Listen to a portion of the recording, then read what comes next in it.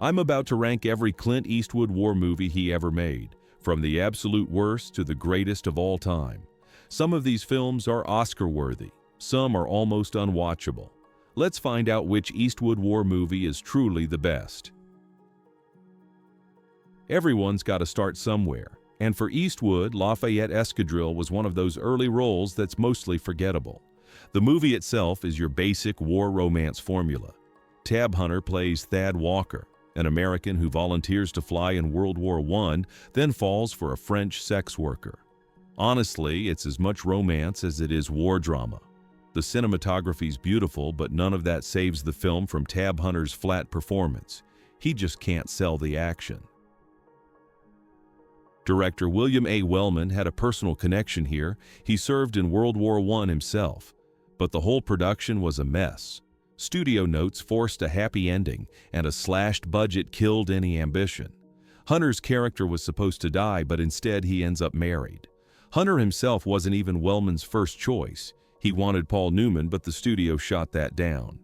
Eastwood's role is almost nothing, totally thankless, barely worth tracking down unless you're a die-hard completionist. Wellman hated the experience so much he retired after making it. That pretty much tells you everything. American Sniper did huge numbers at the box office, nearly $550 million, and racked up 6 Oscar nominations. But there's no getting around how one-sided this film is. Eastwood adapts Chris Kyle's story with Bradley Cooper in the lead. On the surface, it's a war movie with big set pieces and a clear hero. Dig any deeper and the film becomes a lot harder to stomach. The story glosses over PTSD, skips any real exploration of why the U.S. was in Iraq to begin with, and boils things down to American soldiers good, Iraqis bad. It's not interested in nuance. There's even a subplot with a fictional Iraqi sniper named Mustafa, just to give the movie a clear villain. Spielberg was once attached to direct, and his take would have been different. A more balanced story with Mustafa shown as human, not just an enemy target. What we got instead is heavy on flag waving, light on reflection. And yeah, everyone remembers the fake baby scene, Chris Kyle holding a plastic doll and the whole thing looking amateurish. It's a pretty good symbol for this movie. All the big gestures, none of the care. Firefox came out in 1982, and you can see the blueprint for Top Gun in it, just a few years early. If you're a Top Gun fan, it might be worth a look for the history alone, but if you want a story that draws you in, it's just not here. The plot is basic Cold War thriller. Major Mitchell Gant, played by Eastwood, sneaks into the Soviet Union to steal a new high-tech fighter jet called Firefox. The final dogfight is cool, but it takes forever to get there, about 90 minutes of slog and thin characters. The movie mostly checks boxes and goes through the motions. Still, there's at least one interesting thing about this movie. Firefox was actually a pioneer for visual effects. The production team invented reverse blue screen technology to deal with reflections on the plane. They painted the model with fluorescent paint so the backgrounds could be composited in without ruining the shine on the plane itself. For most people, though, it's not enough to save the movie. You're better off catching a few scenes on YouTube than sitting through the whole thing. By the 1980s, Eastwood was already in old and cranky mode. Heartbreak Ridge, which he also directed, has him as Tom Highway, a gunnery sergeant brought back to whip a new platoon into shape. He's definitely in his comfort zone here. Highway's the best part of the movie, and Eastwood's performance, both in front of and behind the camera, is rock solid. But the platoon is pretty forgettable. You get a few laughs out of Eastwood barking at these kids, but it gets old quick. You can't watch Heartbreak Ridge today without thinking about Full Metal Jacket, which dropped the following year and just did everything better. The insults, the tension, all of it. Kubrick's film blows this one away. Even more, Heartbreak Ridge barely touches the real story behind the U.S. invasion of Grenada. The war is just a backdrop, a reason to have Eastwood run drills and yell. There's no real interest in exploring what the conflict meant. But even if critics didn't care, actual soldiers loved Heartbreak Ridge. The Army brass hated all the swearing, but the rank and file said it felt accurate and real. Sometimes that's enough. When you make a movie that actually connects with the people who lived it, you've done your job. If you ever wondered what kind of war movie Spielberg grew up loving, here's your answer. He's called Where Eagles Dare one of his favorites. It's World War II, an Allied operative gets captured, and Richard Burton and Clint Eastwood lead a team behind enemy lines for a rescue. There's double cross after double cross, and suddenly nobody's sure who's actually on which side. That's where the movie both works and stumbles. There's so much trickery going on, it's easy to lose track. The script is overloaded with exposition, especially at the start. That's a big reason Eastwood hands most of his dialogue to Burton and just leans into being the silent, stoic guy. And at 2.5 hours, it does feel long. No way around that. But even with all the script gymnastics, the movie's still worth it. The central mystery pulls you in, and the big final set piece is a classic. It's a fun ride, even if you have to rewind to keep track of who's double-crossing who. War movies always walk a line between showing how ugly conflict really is and honoring the sacrifice. With Flags of Our Fathers, Eastwood pushed closer than almost anyone to making a true anti-war film. Released in 2006, it's the first half of his Iwo Jima double feature. This one from the American perspective, paired with letters from Iwo Jima for the Japanese side.